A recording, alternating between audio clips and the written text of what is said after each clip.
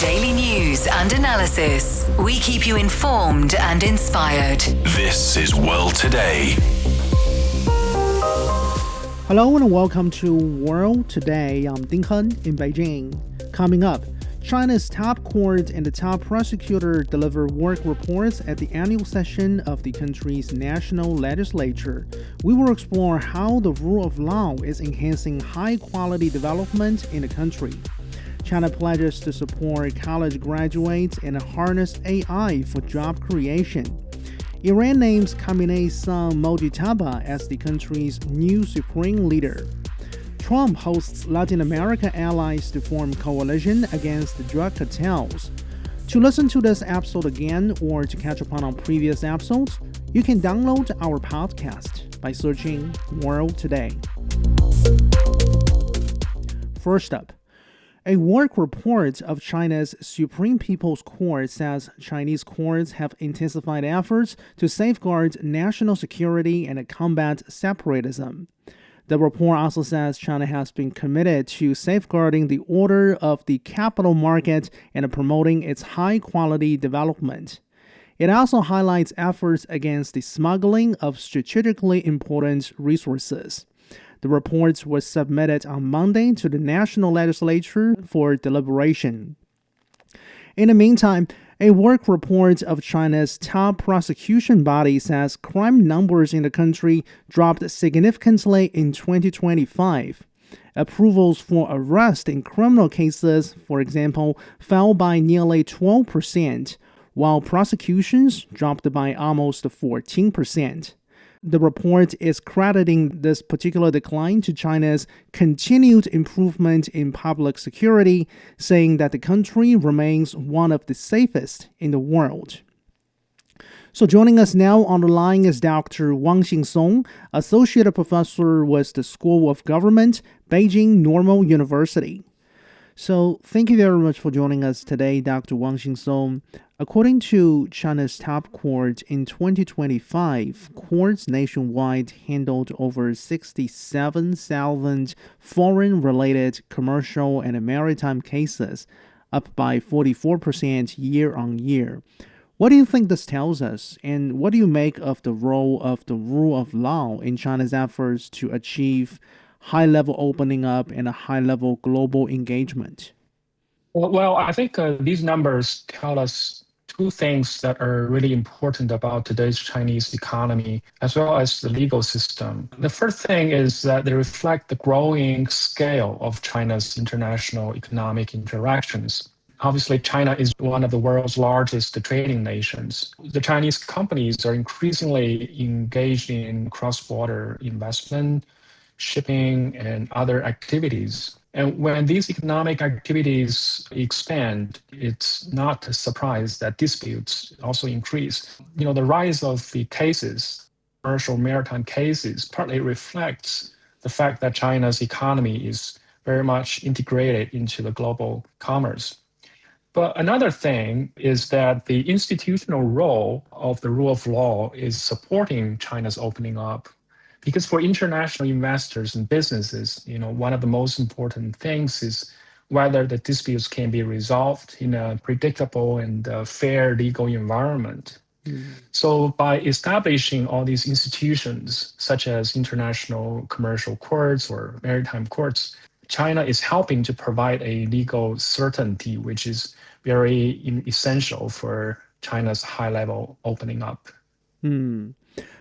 Also in 2025, Chinese courts concluded about 25,000 cases concerning securities, futures, and funds, an increase of more than 53% from a year earlier. What do you think this tells us about China's efforts to protect the legitimate rights and interests of capital market investors? I think this tells us about, both the growth of China's capital markets and the increasing importance of legal protections for investors. As we know, China's stock market is one of the largest in the world. The combined market value of Chinese exchanges has reached tens of trillions of dollars, and there are like hundreds of millions of retail investors in the market. And so as the market is expanding, irregular issues can come up and be more visible.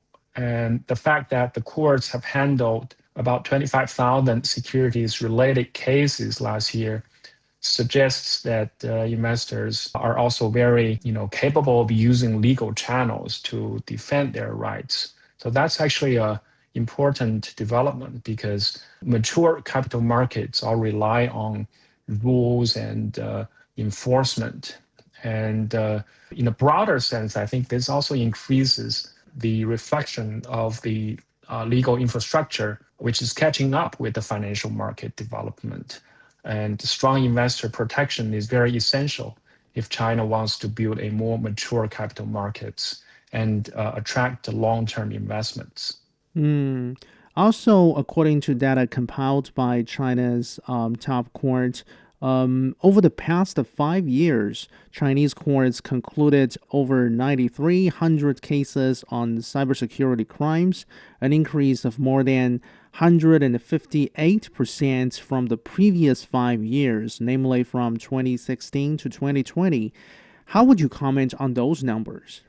Well, this sharp increase in cybersecurity cases reflects the reality that in China, as well as in many other countries, there is a rapid digital transformation, and especially in China, it has the largest digital ecosystems in the world, and the broader digital economy has already accounted for over 40% of GDP. And in a narrow sense, the 15th five-year plan proposals to increase that percentage of narrow digital economy to 12.5%. So we're talking about hundreds of millions of Chinese people, as well as foreigners, rely on Chinese online platforms for payments, commerce, and communication. So, as the level of digital activity increases, the risks also increase. So it's not a surprise that we have seen an increase of over 158% in cybersecurity crime cases compared with the earlier years. It only reflects that China is enforcing, more institutions to protect the citizens' interests. I think another reason the cases are increasing is that the government is also trying to create a safer digital environment for economic activity, and this is very important for high quality development and opening up of the Chinese economy. Yeah, definitely. The work report of China's top court has actually vowed to enhance the regulated development of artificial intelligence. It signaled leniency for a situation in which, although a generative AI service, for example, makes a mistake or makes some misleading information, but its developer has somehow fully fulfilled its obligation to caution users, and the mistake itself has not really led to any actual, harms on the part of users or on the part of the plaintiffs, then there will be leniency for a situation like that. What is your thought on this principle mentioned by the report? Well, obviously, artificial intelligence or AI is advancing very fast in China, and many Chinese companies and research institutes are actively developing large language models, autonomous systems, and applications in all kinds of sectors like manufacturing, healthcare, et cetera, et cetera. But at the same time, these technologies are not extremely mature. Things like Gen AI or LLMs are still evolving, and they can have problems like hallucination, which means that they can produce inaccurate or misleading outputs, right? And so the question now is for the government as to what to do. Like, do you punish developers automatically every time on because of AI system producing an error, or do you try to strike a balance between innovation and the responsibility? I think the Chinese government is carefully striking that balance and by protecting the innovative spirit of Chinese companies, as well as protecting the rights and safety of Chinese citizens because of those systems. And this is not a unique problem facing China. because many countries are currently exploring similar regulatory principles. And I think the key idea is that AI governance must be risk-based. In other words, that means systems that cause serious harm or violate rights must face stricter consequences. But minor errors or technical problems should not automatically lead to severe penalties. In a bigger picture sense, we understand China has many economic goals on mind, such as building a unified national market, enhancing the digital economy, enhancing green transition, and ensuring high quality employment, etc. So, in what ways do you think the principle of the rule of law can help achieve those economic goals? Well, the rule of law must play a very fundamental role in supporting many of those Chinese economic priorities. And if you take the unified national market as an example, China is a very large country with different regions and local governments. So in the past, we have seen that some local areas developed protectionist practices that limited competition, right? So legal reform helps remove these barriers so that we can ensure there is fair competition, there's consistent market standards across the country. Another example is, again, the digital economy. As technologies expand, there are questions about data protection, cybersecurity, and so on and so forth. So clear laws certainly help define the responsibilities of companies as well as protect consumers' rights. So rule of law is very essential for creating fair market environment as well as promoting business confidence and entrepreneurship. Because when contracts are enforced, property rights are protected, and so forth, companies are more willing to invest in China. Yeah. So lastly, Dr. Wang Xingsong, with regard to the top prosecutor's statement here that China remains one of the safest countries in the world, what do you make of the cost of maintaining and improving the safety in China, the public security situation in China? And do you think the benefit is outweighing the cost?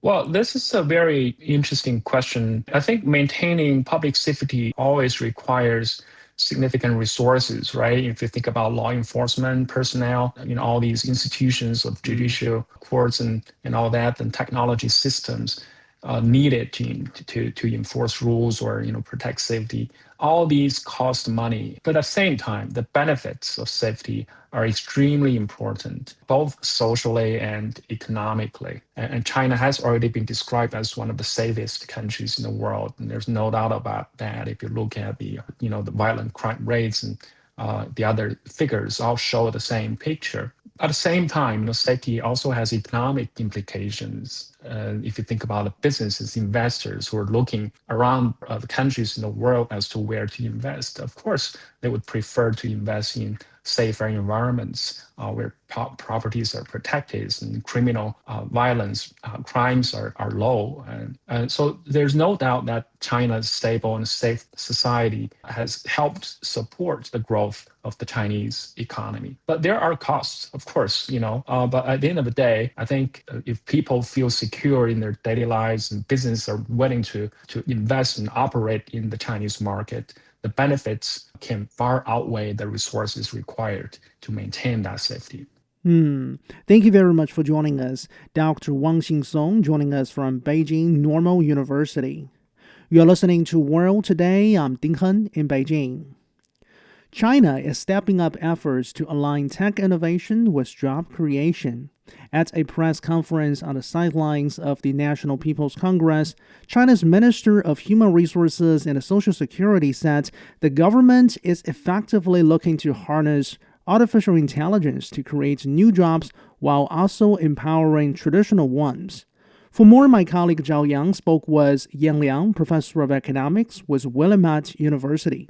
So, yeah, and China will forge new forms of smart economy. This is according to this year's government work report. And human resources authorities are also promoting the use of AI to create new jobs while upgrading traditional ones. So, what message does this send about the government's approach to technological innovation and employment? Well, I think the message is that we need to take advantage of the kinds of technological innovations and the new emerging industries to create more jobs and to really transform the kind of employment landscape. So the report talked about a smart economy, which is basically integrate intelligent technologies across production services and daily lives.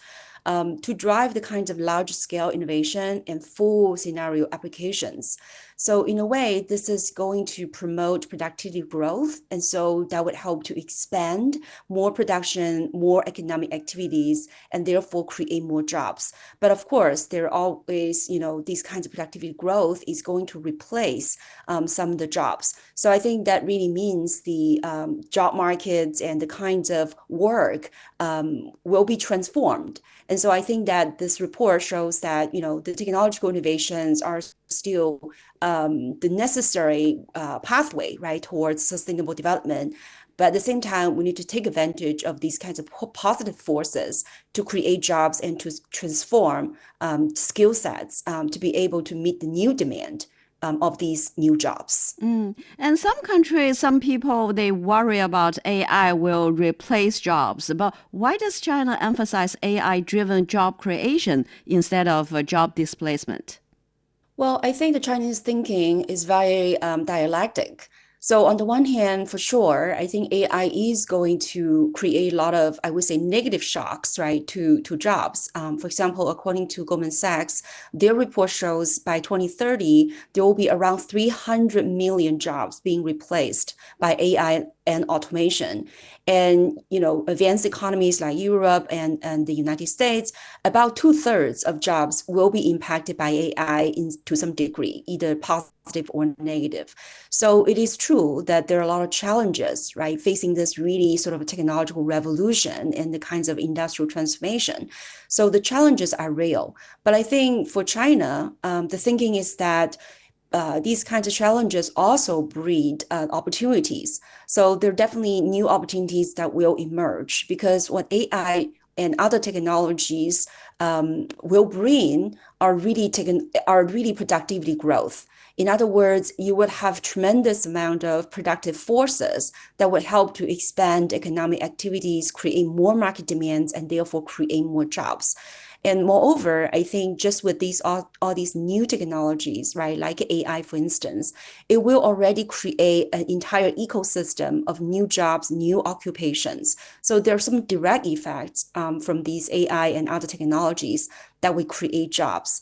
So I think those two are important to really think about that in addition to the challenges, there are opportunities. Last but not least, I think AI also means new forms of market activities, new form of business model. For example, when you integrate AI with platform economy, gig economy, and some other freelance type of work, it could create a lot more new but untraditional kind of work, right? It may not be sort of traditional sort of jobs, but they're new form of employment and self-employed kind of economic activities. They're gainful, they're flexible, and they're also tech-driven. So I think all of this, tells that there are opportunities that can be leveraged on based on these technological changes. And the Ministry of Human Resources identified 72 new occupations over the past 5 years, with more than 20 related to AI. So what are some of the new occupations related to AI? Yeah, I think that's a great question. So again, just going back to what we talked about, right? Out of these new occupations, 20 of them are AI related. So I think what AI really, for now, in the short term, that the jobs that they replaced are really the jobs that are repetitive, the jobs that are very sort of standardized and codified. But there are high-end jobs that require significant originality, creativity, and also complex strategic decision-making, as well as some of the low-end service jobs that rely a lot on emotional interactions and physical dexterity. Those are the jobs that are difficult to be replaced by AI in the short term. So when you look at the new kind of jobs that AI create, includes, things like AI engineering technicians, AI trainers, industrial internet engineers, digital management specialists, visual reality engineers, and so on and so forth. So many of these are very, in a way, sort of tech related. So it requires new types of skills that are really sort of intelligentized kind of jobs. So in a way, I think these are more of at the high end level, but definitely at the lower end, right? When you have the service jobs, like for example, in-house, management or housekeeping, all of these jobs would be created, right, with the AI and other technological introduction, right, into production and service industries. And now for young people entering the workforce today, what skills will matter most in the AI era? Well, I think as I just mentioned, right, so many of these jobs either require really high tech or they really need to have a lot of emotional skills. So I would say they're probably a combination of three things. One is you need to have the foundational skills, which means critical thinking, problem solving, creativity, EQ, things that AI cannot be easily acquired.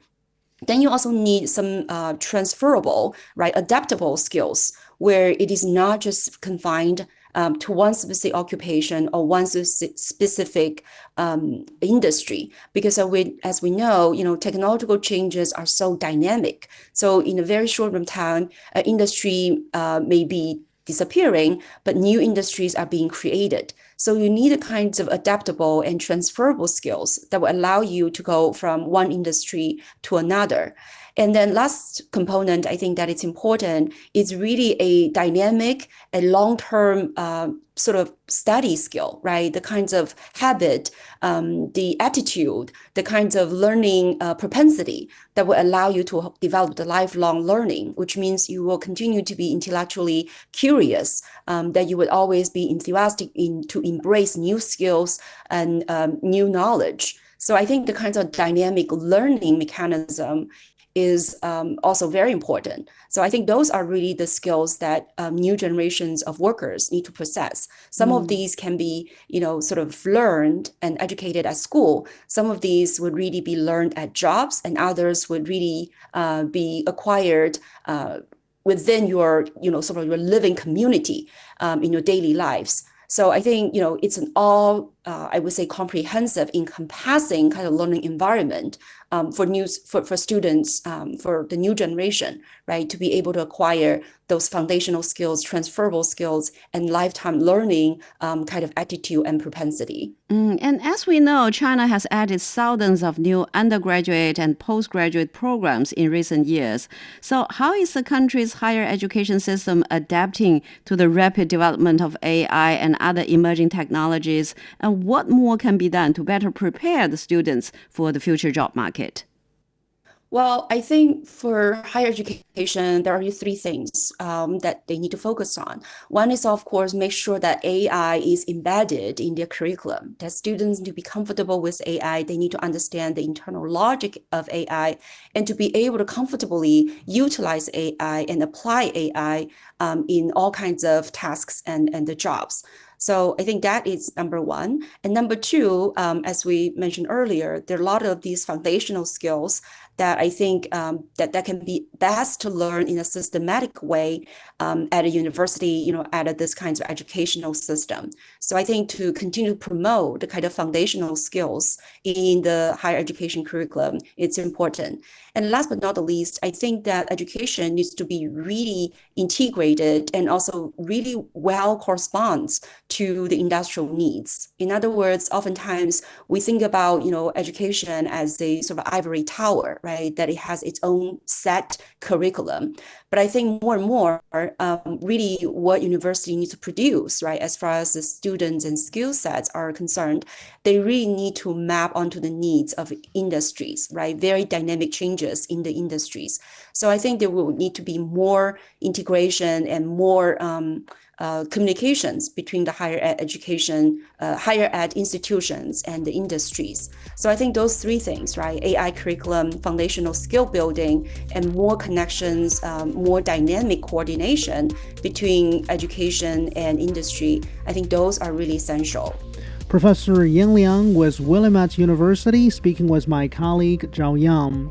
You are listening to World Today. We'll be back after a short break. You're listening to World Today. I'm Ding Hen in Beijing. As China's annual two sessions are underway, a national political advisor is calling for stronger green education starting from an early age so that more people can better understand the green economy. Zhou Hanmin was the Chinese People's Political Consultative Conference and the president of the Shanghai Public Diplomacy Association, says the green economy should serve as a key engine for economic growth amid global challenges. He defines green consumption as purchasing products or services that reduce environmental impacts and promote energy efficiency, sustainable lifestyles, and resource reuse. Speaking with my colleague Song Ruixing, Zhou also highlights the need for more legally binding regulations to provide clearer guidance and standards for daily practices in green development. What issues are you paying the closest attention to this year, and what makes them particularly urgent? Actually, this is the 24th year for me in the CPPCC as a member of the committee and also a member of the standing committee of this committee for almost 20 years. So this year, I have quite a number of issues in my mind and try to be covered one by one. For instance, how about the green economy? Because green economy has been in my mind as a focal point for quite a long time. I understand very well. So far as the policies and regulations are to be worked out on this very important matter or in this very important field, really need to have a great segmentation and classification. I think, first and foremost, green energy is very much basic and fundamental. And second, we need to lay very close attention, attentiveness towards the green transformation of industries. And the point, in my mind, is not the least, but might be the last, is the green construction of infrastructure and housing issues. Why I will say this is very much urgent?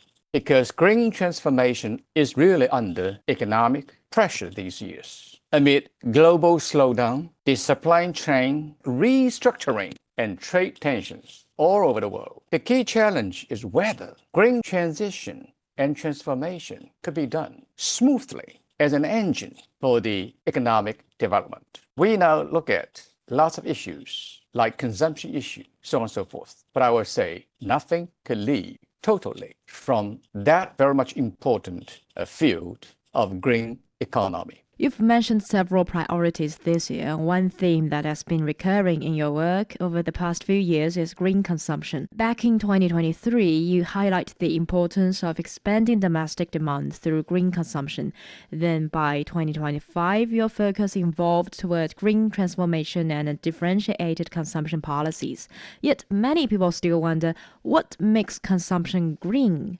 So in simple terms, how should ordinary consumers understand it? It's my understanding, in very simple terms, green consumption means buying products and services that reduce environmental impact across their full life circle. For ordinary consumers or for ordinary people's consumption, it can be understood in three dimensions. The first dimension, the first in my mind, is the energy efficiency. Second, lots of new types of ways of life could be carried out by many people. For instance, certain cafeteria, they offer lower price of coffee if you bring your own cups there. This is a very good way, very much indeed. Certain supermarkets, whatever you are going to buy, if you have your own bags, you can get some tips back. I used to submit a bill 2 years ago about the packing and package of those boxes we use every day for kind of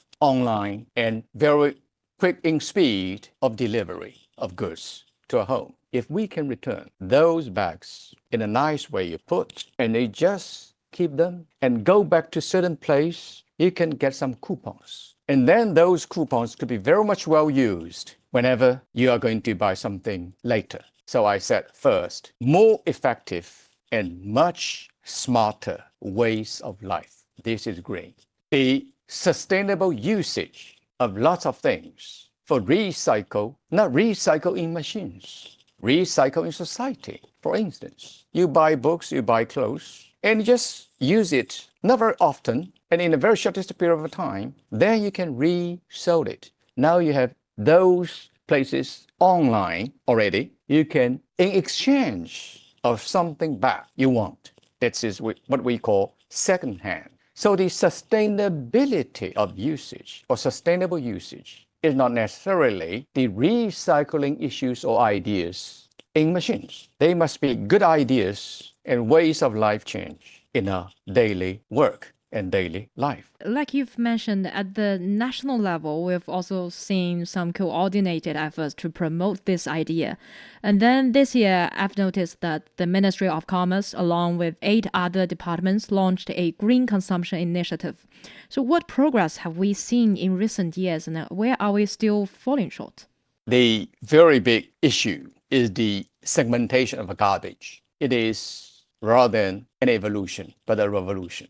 Very important. So 3 things are very much important. The first industry is agriculture. We call first tertiary. The first one. The second one is industry. The third one is services in trade. Meaning what? You grow those rices or the other plants on the fields together with something very much new. Meaning you can have those fishes or some other small, very interesting animals people like in the same place, in the water. Then you construct the solar system kind of structure above it to make it more effective, not necessarily just on the ground. The solar system is not necessarily just on the ground. They could be in between the ground and the sky, okay? Certain layers, different layers. And the third, those solar systems could generate lots of new type of energies. I mean, electricity. The electricity could be very well used by this area, and you just try to make this area a more attractive place or even a resort for people to come down.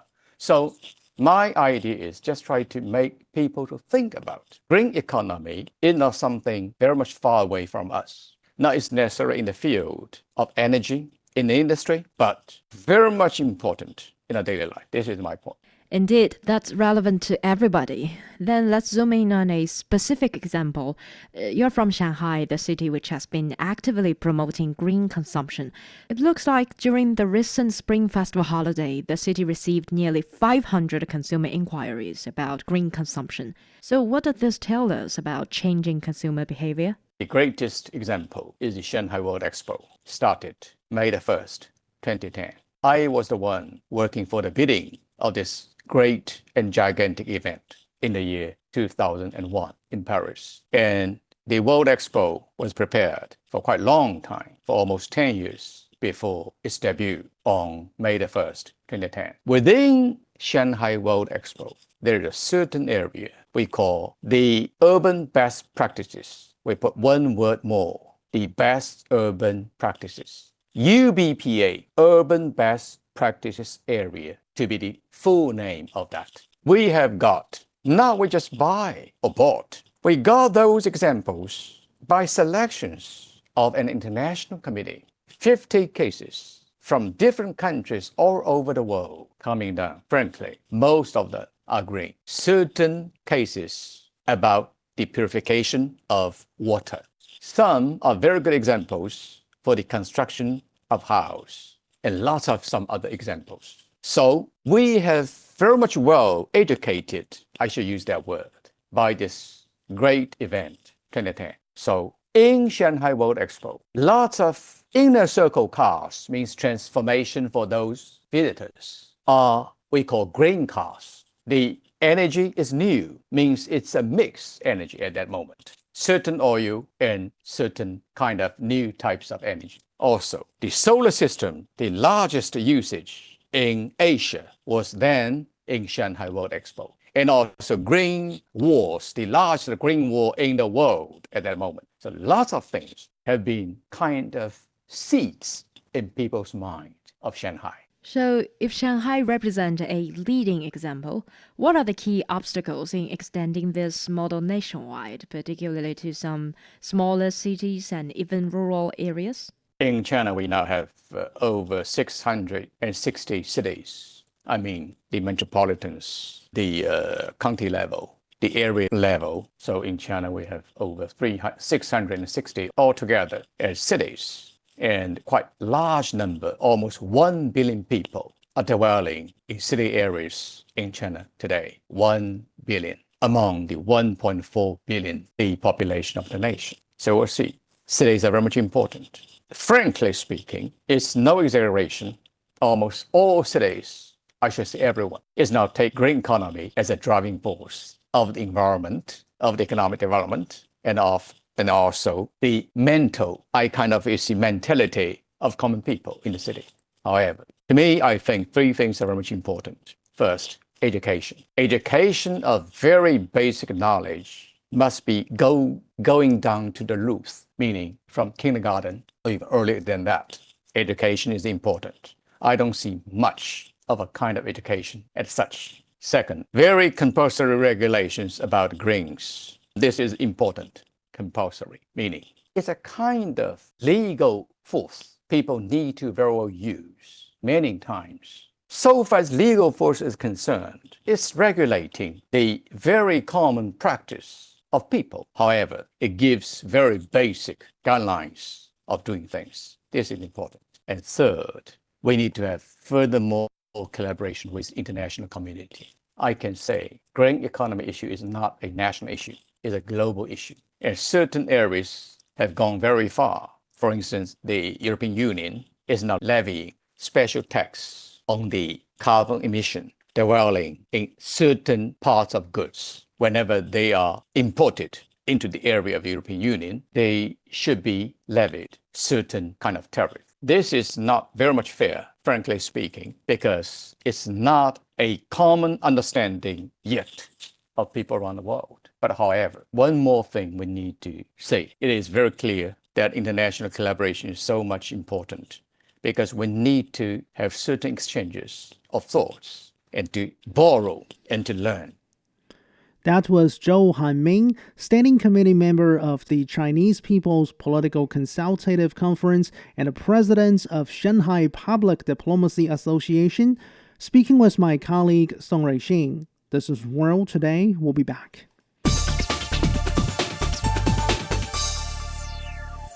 You're back with World Today. I'm Ding Hen in Beijing. Iran's Assembly of Experts says Mojtaba Khamenei has been selected as the country's new supreme leader. He is the son of the late supreme leader Ali Khamenei, who was killed in the joint U.S.-Israeli airstrikes. The United States and Israel launched surprise airstrikes on Tehran more than a week ago, killing Ali Khamenei and some of his family members. The attacks also killed Iran's senior military commanders and civilians. Iran has responded by conducting a few waves of missile and drone attacks targeting U.S. and Israeli assets in the region. So joining us now on the line is Dr. Greg Barton, Professor of Global Islamic Politics with Deakin University in Australia. Thank you very much for joining us. Good to be back with you, Ding Heng. So first of all, Professor, what do we know at this point about Mojtaba Khamenei? Well, everything we know about him says that he's a religious fundamentalist, a very hardliner, apocalyptic vision of history, so not inclined to compromise. His father, of course, was known as, supreme leader of 37 years, a tough survivor. But at a certain kind of level, his father, Ayatollah Khamenei, was pragmatic. At least he could negotiate the political system and negotiate the international order, and helped Iran get through decades of economic censure and difficulties. Mojtaba seems to be somebody who's much more focused on religious purity, less inclined to compromise, and probably of a mindset that sees a military confrontation with Israel and America as as to being divinely ordained, as something that he's prepared to lead Iran into. So much less likely to accept an off ramp for surrender. That's basically bad news all around. Okay, so some say Mojtaba being named as Iran's supreme leader signals that any path towards a swift end to the war in the Middle East could be now closed off. You share the same observation? I think as a general interpretation that holds true. I mean, of course, we don't know what we don't know, and Yeah. it makes sense for America, for Donald Trump to turn around and say, we've achieved our aims, mission accomplished, and to back down. And I think that would be welcomed in Tehran if they could negotiate a way that enabled them to keep their regime together. The regime is primarily concerned with regime survival. So you could have a curious kind of win-win situation where Donald Trump says, we've won and we've achieved our aims, and the regime says that means that we've won because the Americans have withdrawn. But I don't think that's particularly likely. I think with Mojtaba, it's much more likely. He may be assassinated, of course, if the Israeli intelligence that's penetrated Iranian political and security circles can locate him. Between Israel and America, he may be taken out. But short of that, I think it's much more likely that Iran will play the long game and just try and survive and outlast the Americans and the Israelis. And they've got many things in their advantage. Despite the fact that they've got no functioning Navy or Air Force left, they still have the capacity to outlast the Americans and the Israelis. Now, Israel says its war aim is to overthrow what Tel Aviv calls a system of clerical rule in Iran. Do you think the Trump administration actually share this particular, mentality or mindset? Well, the Trump administration, of course, means Donald Trump himself, who's very much completely in control of what his administration stands for. We've heard different things from people in his administration, but he himself has gone all over the place in terms of how to justify this campaign. No doubt they would like regime change. Donald Trump would see that as a victory, but the Israelis see it as an existential struggle and a once in a lifetime opportunity to end this Islamic Republic regime. Whereas I think Donald Trump would accept a different government in place that he could deal with, and if they backed off on the nuclear program and backed off on the ballistic missile program, he would like to declare that as a victory. His threshold for what would satisfy him is considerably lower than what would satisfy the Israelis. The Israelis want to see the Islamic Revolutionary Guards Corps regime destroyed. Donald Trump just wants to see them put back far enough that he can claim a victory. So does the naming of the new supreme leader in Tehran indicates that the domestic situation in this country is stabilizing? Why or why not? And do you see any factors that might be able to, sustain Iran's long-term resilience in a protracted conflict with the United States and Israel? Yeah, stabilizing is a difficult concept to prove, but it does seem like the regime now under a new supreme leader has settled down for the long run. What they have in their advantage is a possible asymmetry between what they can project at the Americans, the Israelis, and the Gulf states, and what those parties can use to defend themselves, specifically interceptor anti-missile missiles. The land-to-air anti-missile interceptors are in very short supply. They're very expensive. They're very hard to manufacture at a large volume. And it's possible that the key parties that Iran is now attacking will be largely through the majority of their stocks of interceptors, Patriots and Thuds and other expensive missiles. And Iran has certainly lost a lot of its ballistic missiles and cruise missiles, but we don't know how much it holds back in reserve. And what we do know is it probably still has tens of thousands of these fairly primitive but devastatingly effective, if they're not shot down, Shahid drones, the delta wing piston engine propeller drones. They're low and they're slow, but if your only choice is to shoot them down with a Patriot or a Thud, you're going to very quickly burn through your interceptor defensive stocks. And that's when the regime in Tehran begins to hold the upper hand. We don't know for sure how the numbers work out. But we do know that the regime is very much geared over the last few decades towards radically decentered forms of leadership, so chains of command that are not so much through a central node, but through local autonomous networks. Even though there's a supreme leader, it's a very hierarchical system. In terms of defense, they're able to operate in this way. Thank you very much for joining us. Greg Barton, Professor of Global Islamic Politics at Deakin University. Coming up, Trump hosts Latin America allies to form coalition against the drug cartels. This is World Today. Stay tuned.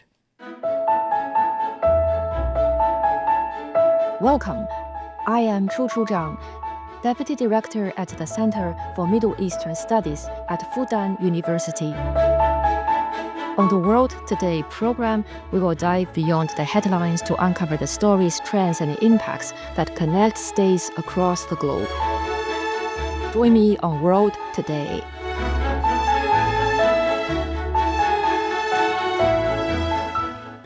You are listening to World Today. I'm Ding Hen in Beijing. U.S. President Donald Trump has encouraged right-wing Latin American leaders to take military action against the drug trafficking cartels and transnational gangs, saying they pose a threat to the region's national security. Trump has welcomed Latin American leaders to Florida to announce the formation of a military coalition against the drug cartels. About a dozen leaders from Central America, South America, and the Caribbean region joined the Shield of the Americas Summit convened by the U.S. leader. So joining us now on the line is Dr. Citing, Director of Center for Latin American Studies with Fudan University. Welcome back. Hello. Okay. Yeah, thank you for the invitation. Okay. So first of all, in your observation, does the summit in Florida represents the formation of a genuine, serious, American-led military coalition against drug trafficking cartels? Well, we can see that this time, some regional countries, especially some important countries, including Brazil, Mexico, Colombia, were absent from the summit. So I think this initiative lacks regional representation. Because as an alliance against drugs, it should have included countries such as Mexico and Colombia, since these two nations have long been crucial to national anti-drug cooperation. Because Mexico, we know, faces rampant drug cartels with large quantities of drugs trafficked into the United States through the U.S.-Mexico border.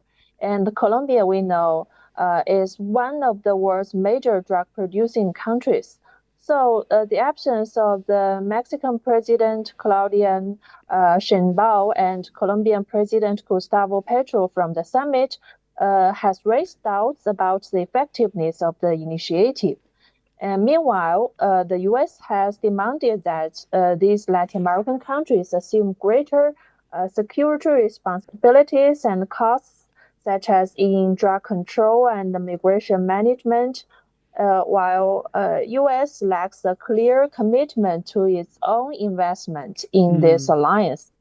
So this may result in insufficient incentives for Latin American countries to take concrete actions in the future. So, like you just have mentioned, the summit in Florida, its attendees were mostly or 100% right-wing Latin American leaders who are, in one way or another, aligned with President Donald Trump on security issues or on immigration issues or on economics. So why do you think Trump didn't invite those left-leaning leaders? I think there are two reasons. On the one hand, we know these Latin American right-wing governments, including Argentina, Ecuador, Salvador, are willing to align with the U.S. policies. So this makes it easier for Trump to secure their support on anti-drug issues or other issues. On the other hand, I think Trump can further deepen the political polarization and confrontation between the left wing and the right wing across Latin America by curtailing right-wing forces and isolating right-wing forces in the region. At the summit, we see that he openly declared that Cuba has reached its end and stated that Cuba would be the next target after Iran. And the point 4 of the summit's joint statement notes that the U.S. and its allies must guard against external threats, including malign foreign influence from outside the Western Hemisphere. So I think it's a clear attempt to rally Latin American countries into an anti-China bloc. So by promoting the rise of the pro-U.S. right-wing forces in the region, I think Trump seeks to further exclude China's influence from the region. Okay. So if we think about Trump's pressure campaign against Venezuela over the past several months, including the January's forcible U.S. seizure of Venezuelan leader Nicolas Maduro, drug trafficking was really cited as a main stated reason, right? So why do you think Trump has cited a drug cartels, as a primary reason for ramping up his administration's involvement in Latin America? And at the end of the day, do you think this is really about drugs? Yeah, we have seen some similar cases before.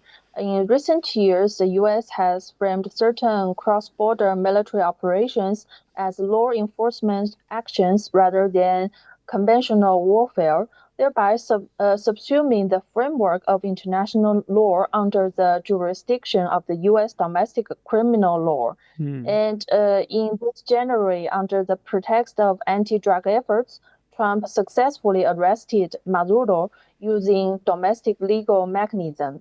And this success has demonstrated to him the feasibility of intervening in Latin American countries by invoking domestic law and the banner of counter-narcotics. And this summit is also intended to coerce more Latin American countries into agreeing to expand the U.S. war on drugs to the region under this pretext. So it provides Trump with a pretext for military intervention in regional affairs in the future. So very briefly, what do you think Trump's approach to the region might mean for China's ties with the region? Well, in recent years, the growth of Latin American and China cooperation has caused the anxiety of the U.S.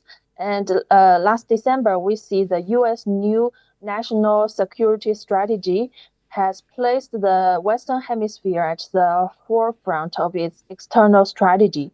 So this time, the Shield of the Americas serves not only as a tool for Trump to address domestic drug and illegal immigration issues, but also as a political instrument to exclude China's influence from this region. And this agenda is quite clear. In the remarks of Trump, he stated that the U.S. will not allow foreign influence to take root in the Western Hemisphere, including the Panama Canal. So recently, also the U.S. revoked the visas of 3 Chilean officials. I definitely take a point, but unfortunately, our time is limited, and hopefully going forward, China can remain resilient in Latin America. Dr. Cao Ting joining us from Fudan University. I'm Ding Han in Beijing. Thank you so much for listening. Bye for now.